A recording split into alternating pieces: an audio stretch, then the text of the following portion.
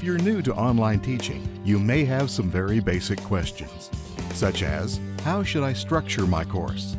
How do I make sure students know what they are supposed to be doing?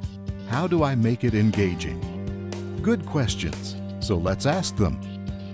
How should I structure my course? I tease about being an organization freak in my online class. I want absolutely everything to be easily accessible. So my course is structured into units with sessions, and each session is about a week long. And in any given week, a student knows that they need to complete one session in order to stay on track. Our courses are structured by units. Each unit is aligned with the Georgia Performance Standards, where each unit is set up where they have an introductory paragraph, essential questions, key terms, as well as module minutes to provide students with the introduction to each course. I always begin with an activation, something to capture the student's interest. Usually it's some interesting fact about something we're going to learn and a picture or video to go along with it.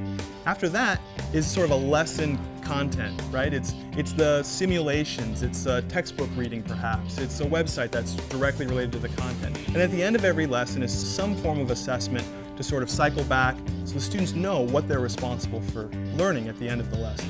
We also have Check Your Knowledge quizzes, which gives us another just check-in for where the students are. The next is the completion assignments or activities. These are just the next level of Bloom's taxonomy where you're starting to explore the material a little bit more.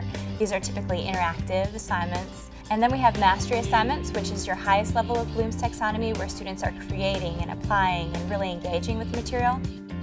How do I make sure my students know what to do and what is expected of them?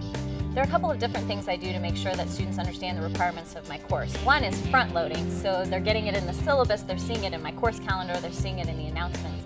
But then they're also getting those requirements from communications with me, so they're getting text messages and emails and phone calls clarifying exactly what they should be working on. Before a student takes the course for the North Carolina Virtual Public School, they're going to go through a unit called the Getting Started unit. And this is going to associate them or introduce them to all the different things that they might encounter. For instance, the communication, the ways that we communicate with them through messaging or the instant messenger, Blackboard Instant Messenger, or texting and how we're going to do that. And if there's any kind of time frame like office hours that we might use. How do I make my course as stimulating and engaging as possible? There's such a wealth of resources that are out there that are free for people to pull from. Whether it's the Khan Academy videos or Brightstorm, these teachers who are really engaging, talking to kids, explaining a concept, I can get the latest and greatest free resources that are out there on the web, these rich media resources, and put them right into my online class for my students to experience. I employ rich media in my online classes by embedding YouTube videos in my news announcements. I embed virtual simulations and Java applets for my students to use to reinforce the content. And I also use Vocus, which is a web software that is used to display the information by using voice recognition program. We also do animations, and those could be like cartoony animations or something like Animoto, which is a slideshow.